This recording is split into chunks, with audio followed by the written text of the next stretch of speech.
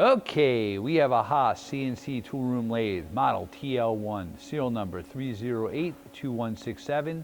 Machine was new in 2008. We're going to run it for you.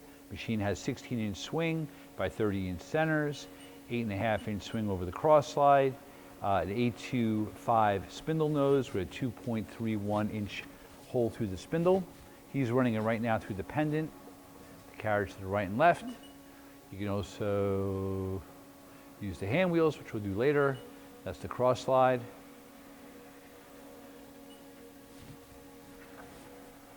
This machine is super quiet, very low hours, original paint. It's a 2,000 RPM spindle speed max. Right now it's at 500, going up. That's 1,000 RPM. 1,500 RPM. Machine also has the chuck guard, the manual tailstock. Tailstock's number 5 Morse taper. Clamped and unclamped it.